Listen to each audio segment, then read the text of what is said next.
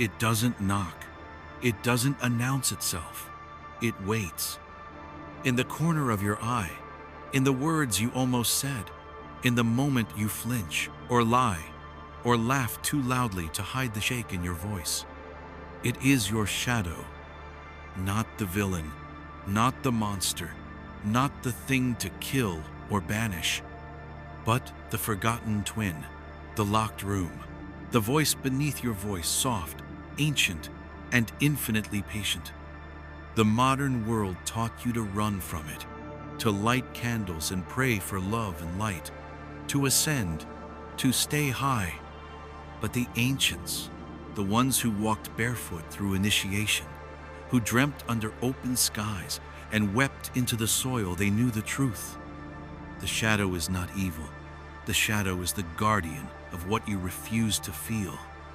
It is the container for all you've exiled, every cry that was silenced, every desire you buried, every truth that didn't fit the mask you were taught to wear. You didn't kill it, you hid it, and it waited. Not to punish, but to protect. Because what we call the shadow is not darkness. It is unintegrated power, wild, raw, undigested. It is your strength without story, your fire without form. The gods knew this. That's why every myth of transformation begins with descent. Inanna descending to the underworld, Orpheus seeking Eurydice, Christ entering the tomb, the hero facing the dragon who is always somehow himself. The shadow was part of the journey, not as obstacle, but as mirror. It is not the enemy. It is the part of you that remembers who you were before you learned to be good. And here's the secret no one told you. Your light is only as real as your relationship to your darkness. The shadow will not be exorcised by affirmations. It will not bow to your spiritual bypass. It wants only one thing: to be seen, to be held in awareness, to be named, to be loved, not fixed. And when you finally turn to face it, not with fear, but with presence, you find something strange. It softens, it uncoils, and it begins to speak. And its voice sounds like yours. The one you lost, the one you silenced, the one who never stopped watching, waiting, remembering. The shadow was never evil, only forgotten.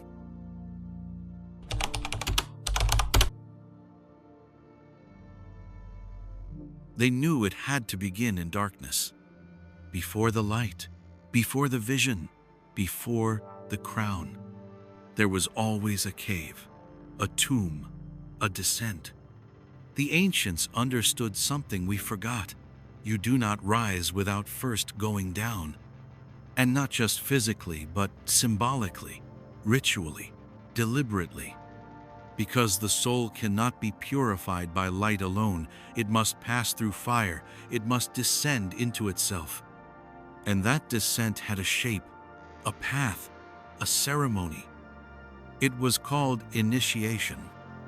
In Sumer, the goddess Inanna stripped herself at 7 gates as she entered the underworld, each layer, a mask, a title, a protection removed. She stood naked before her sister, before her shadow, and she died only to return reborn. In the Eleusinian mysteries of ancient Greece, initiates were blindfolded and led into the dark. No words could be spoken, no outsider could understand, only those who had walked into death and emerged carrying silence. The Egyptians called it the night boat. The soul traveled through 12 hours of darkness, each hour a trial, each gate a confrontation. And in Mesoamerican cultures, the underworld Xibalba was a place of tests. The hero twins faced tricksters, traps, their own illusions. The descent was not punishment, it was purification.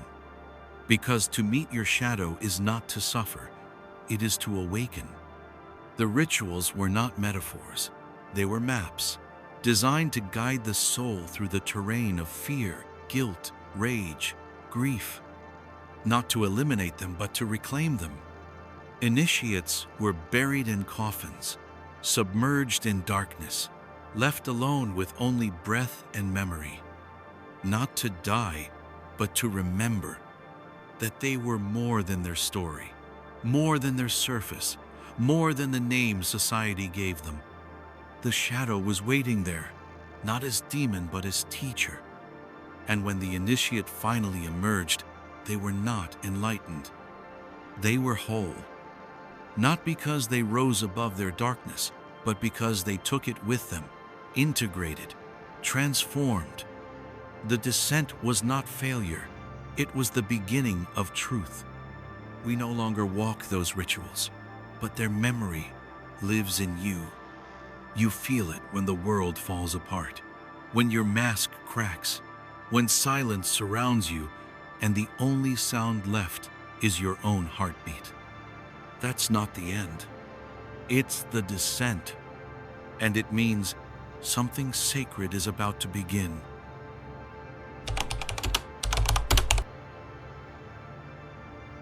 Alchemy was never about turning lead into gold.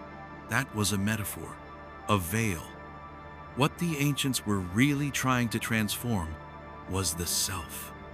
And the process always began with the same thing. Nigredo, the black phase, the darkening, the collapse. It is the moment when the ego shatters, when everything you've built, every story, mask, identity, begins to fall away. And in the place where certainty once lived, there is only shadow. It feels like failure, but it's not. It is the beginning of alchemy. Because darkness is not the opposite of light. It is the womb of it. It is where light is born slowly, quietly, honestly. The shadow is not here to punish. It is here to show you what is real, what you've hidden, what you feared, what you've judged so harshly that you buried it beneath your own awareness. And when you finally stop running, when you sit with it, something begins to shift. The shadow does not lash out. It listens, it waits, it offers. Not salvation, but something more powerful, wholeness. Because the parts of you you've cast into the dark, your rage, your lust, your shame, your grief, they are not evil. They are energy. Raw, wild, sacred energy that has simply been locked in chains. And shadow work is the process of alchemy, of unlocking it, of holding the pain so fully that it starts to transform, of loving the grief so deeply that it becomes strength, of facing the fear so clearly that it becomes direction. The shadow becomes your compass, not because it disappears, but because it integrates. You become fuller, heavier, yes, but not in burden, in depth. This is the truth the light-only path doesn't want to tell you. Your brilliance doesn't come from escaping darkness.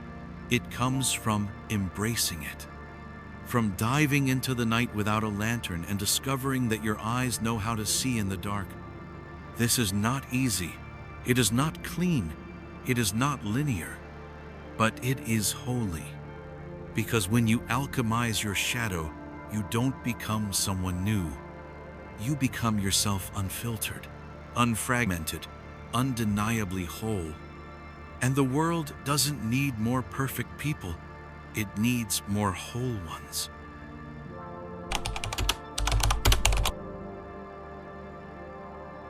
The shadow does not live in some far-off realm. It lives in the mirror, and the mirror is everywhere. You see it in others, in the ones who trigger you, the ones you judge, the ones you can't stop thinking about. You see it in the patterns you repeat, the relationships that collapse the same way, the fears that never quite dissolve, the dreams that circle but never land. You see it in your silence, in what you don't say, in the impulse you bury mid-breath. The shadow doesn't hide behind locked doors. It hides in plain sight, in your reactions, in your projections, in the characters you cast in the theater of your life, all playing the parts you refuse to claim. This is the mirror, And the ancient ones knew the mirror is not just reflection, it is gateway. To look into it with real presence is to see not just the face, but the fragments, the parts that broke, the ones that never felt safe enough to speak, the one who got small so others wouldn't feel threatened, the one who got loud to cover the silence inside. The shadow doesn't demand you fix those parts, only that you see them and that you stop running. Because the gate does not open for the perfect, it opens for the present. You must enter as you are, not as you wish to be. And this is the key most seekers miss. Shadow work is not analytical. It is not logical. It is relational. You don't dissect your darkness. You sit with it. You feel it. You grieve it. You forgive it. And when you do, the mirror becomes a door.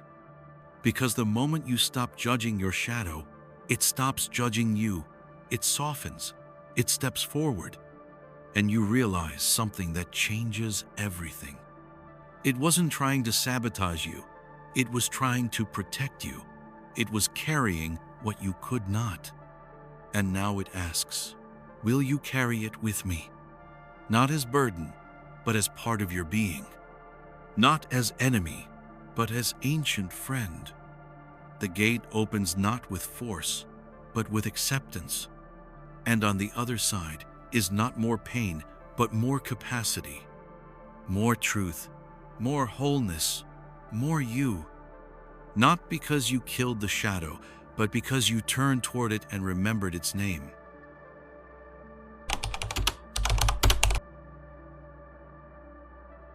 Integration is not an idea. It is an ancient technology, older than language, older than belief, etched into the bones of every rite, every myth, every moment when a human stood trembling before something vast and said, I will not run. Because integration was never about healing through force. It was about returning to wholeness through presence. The ancients didn't talk about the shadow the way we do now. They didn't give it a name to pathologize. They gave it a role. They invited it to the altar. They made it part of the dance. They built rituals to contain it, not to suppress, but to transform. The temples were mirrors. The caves were wombs. The descent into the underworld was never about defeat. It was about alchemy. In these forgotten traditions, integration was not intellectual. It was embodied. A person walked through fire, or spent 3 nights in total darkness, or fasted in silence until the voices in their head stopped sounding like strangers. And then something ancient stirred. Not a light at the end of the tunnel, but a flicker inside the tunnel itself. A flame that said, I am still here, even here. Because integration begins the moment you realize nothing in you is wrong. Not your anger, not your grief, not your craving, not your shadow. Only the fragmentation hurts. Only the exile makes it dangerous. The forgotten technology of integration is this.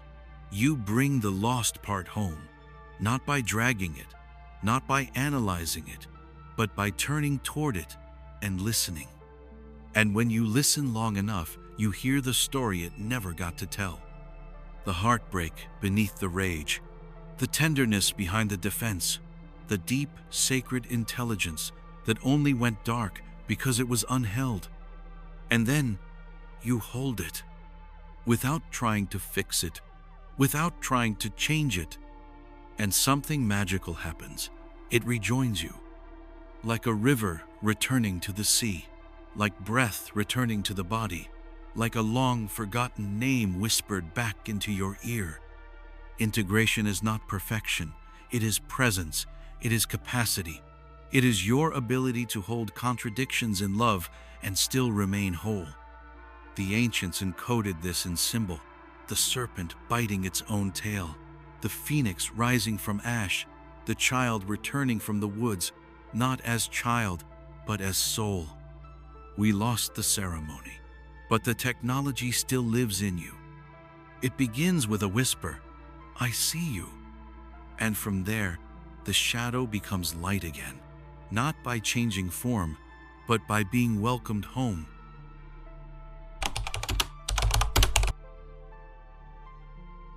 It was never trying to hurt you.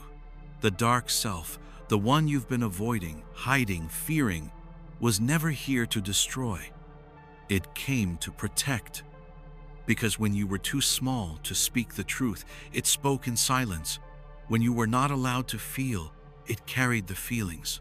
When the world only wanted parts of you, it took what was left and waited. The dark self is not the enemy. It is the guardian of your unmet self. The parts that didn't fit, the emotions too big for your body, the truths too dangerous to say aloud. It is the one who saw everything and kept going.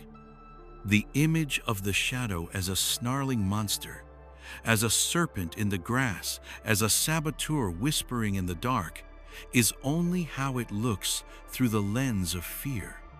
But when you sit with it not as hunter, but as kin, the shape changes.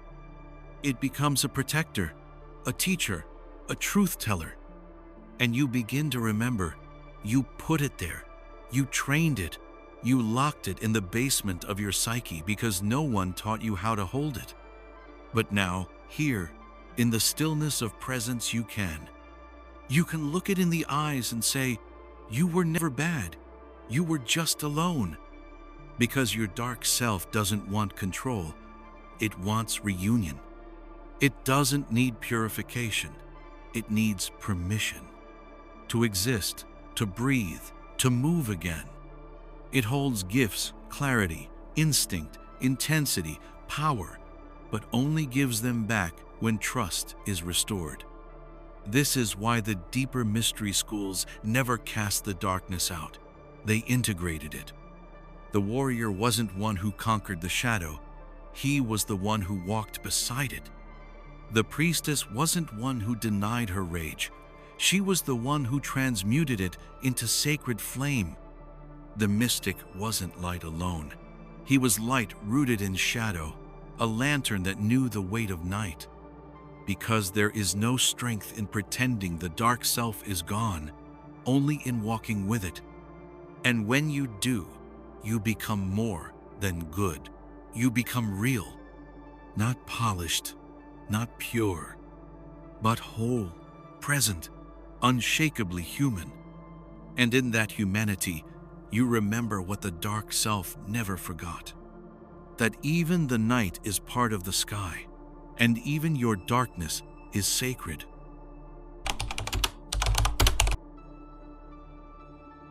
It doesn't disappear. It doesn't dissolve into light. It doesn't vanish the moment you heal. The shadow stays, but not as threat, not as ghost. It becomes companion, because true shadow work does not end in elimination. It ends in relationship. You don't become flawless. You become aware, and that awareness becomes your compass. You walk differently now, slower, straighter, not to avoid the dark, but because you're not afraid of it anymore. You feel the edge rising, anger, grief, jealousy, but now you don't panic. You nod, you breathe, you say, I see you. We're not doing that today. Not with hatred, not with shame, with honor. Because the shadow has taught you how to see what others deny. It has given you a kind of vision, the ability to read the unspoken, to sense where truth lives under the lie. It's made you stronger, not by hardening you, but by softening the parts that used to clench. You're no longer trying to prove, to please, to be holy. You're just being here, whole, wired, able to sit in the fire and not run. This is what it means to walk with your shadow. It doesn't mean you're perfect. It means you're not pretending. It means when your darkness speaks, you don't shut it down. You listen, you filter, you respond. Not from impulse, but from integration. And people feel it. They feel the gravity in your voice, the quiet in your presence, the strange, calming depth of someone who is not afraid of themselves. You become a mirror, a safe place, a presence that others can rest in because you've learned to rest inside your own chaos. And in this resting, something sacred happens. Your shadow becomes your gift. Your pain becomes your wisdom. Your story becomes medicine not for everyone, but for those who recognize the rhythm of someone who has returned from below. You walk now not away from the dark, but with it. And every step is a step toward truth, because there is nothing left to hide.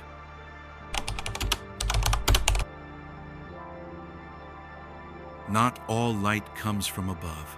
Some is born below in the silence, in the soil, in the soul's slow return from its own unraveling. The deepest light doesn't blind, it remembers. And you, after all the descent, the grief, the confrontation, you begin to glow differently.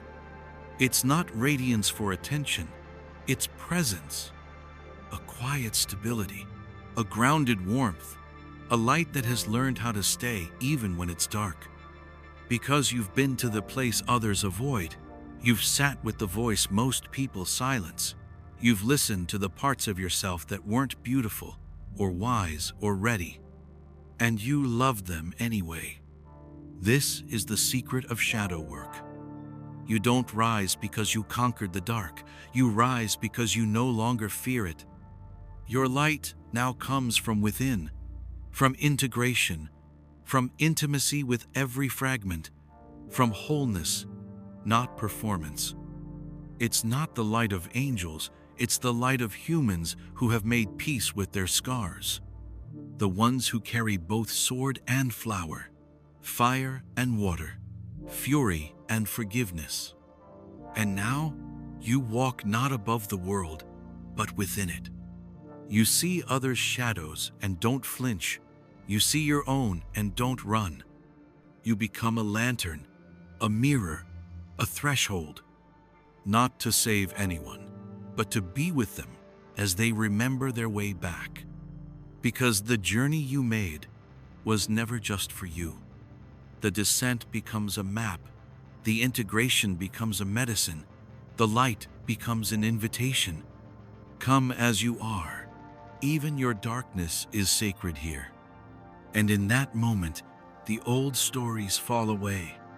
You are not light. You are not dark. You are both, and neither. You are the one who holds the flame and knows where it came from. Not the sky, but the depth. Not the gods, but the wound. And in that knowing, you are whole.